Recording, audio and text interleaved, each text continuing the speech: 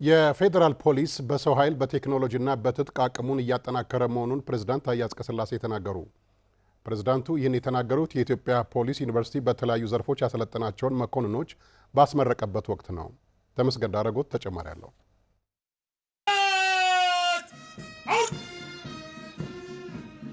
የኢትዮጵያ ፖሊስ ዩኒቨርሲቲ ከሰርቲፊኬት እስከ ሁለተኛ ዲግሪ በተለያዩ ስልጠና ዘርፎች ስልጠናቸውን ያጠናቀቁ መኮንኖችን አስመርቋል። ሰልጣኞች በወንጀል መከላከል፣ በወንጀል ምርመራ፣ በፎሬንሲክ፣ በጤና፣ በፖሊስ ሳይንስና በሌሎች ዘርፎች የሰለጠኑ ናቸው። የፌዴራል ፖሊስ ኮሚሽነር ጀነራል ደመላሽ ገብረ ሚካኤል የፌዴራል ፖሊስ ወንጀል ለመከላከልና ቀጠናዊ ሰላምን ለማስከበር በእውቀትና በሳይንሳዊ ትንተና ላይ ተመስርቶ እየሰራ መሆኑን ተናግረዋል። ሳይበር፣ የተደራጁ ድንበር ተሻጋሪና ኢኮኖሚ አሻጥር የመሳሰሉ ወንጀሎችን በሳይንሳዊ መንገድ ለመከላከልና ለመመርመር የሚያስችል የወንጀል ምርመራ አካዳሚ ተቋቁሟል። አካዳሚው የምርመራ ጥራትን ለማሳደግ በግምት ወይንም በኃይል ሳይሆን በማስረጃና በቴክኖሎጂ የተደገፈ የፎረንሲክ ሳይንስ ምርመራ እንዲኖር እንዲሁም የሰው ኃይሉን አቅም እየገነባ ሲሆን ይህም ፍትህ በተገቢ መንገድ እንዲሰራና ሰብአዊ መብቶች እንዲከበሩ ለማድረግ ጠቀሜታው ከፍተኛ ነው።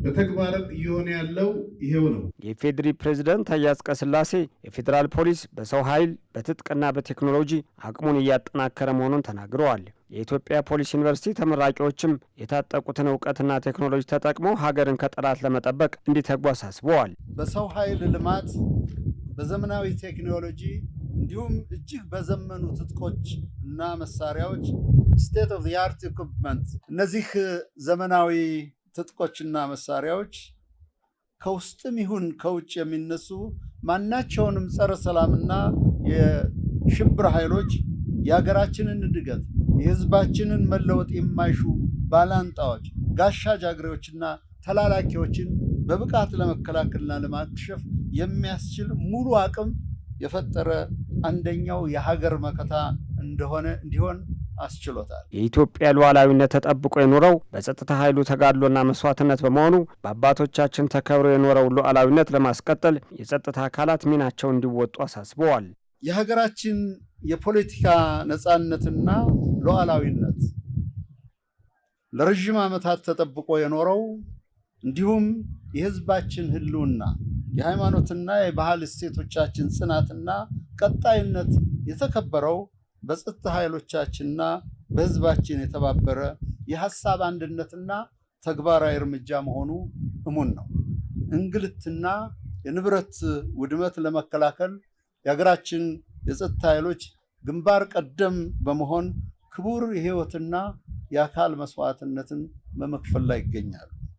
ይህ ክቡር መስዋዕትነት ይበልጥ ውጤታማ የሚሆነው እና ሰላማችን የሚጸናው በህዝብ በፖሊስና በጸጥታ ኃይሎች መካከል የሰመረ ግንኙነትና የተግባር አንድነት ሲፈጠር ነው። ተመራቂ የጸጥታ አካላትም ከሚቀርቡላቸው ማንኛውም መደለያዎች ራሳቸውን በመጠበቅ ህዝባቸውን በታማኝነትና በቅንነት እንዲያገለግሉ ጥሪ አቅርበዋል።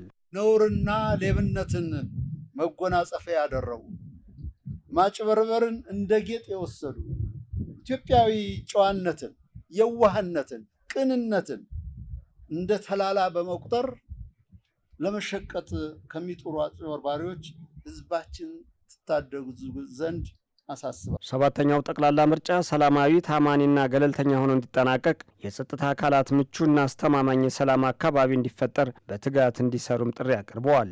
የሀገራችን የዲሞክራሲ ልምምድ ባህልና የኢትዮጵያ ዘመናዊ የፖለቲካ እድገት ለማሳደግ መደላድል የሆነው ሰባተኛው የሀገራዊ ምርጫ ይካሄዳል። ይህ ምርጫ ሰላማዊ፣ ተአማኒ፣ ስኬታማ እንዲሆን ከማንኛውም ወገንተኝነት ነፃ በሆነ መንገድ የህግ የበላይነትን በማክበርና በማስከበር ህዝባችን በነፃነት ወጥቶ ድምፁን እንዲሰጥ ምቹና አስተማማኝ የሰላም ከባቢ የመፍጠር ኃላፊነት አለባቸው።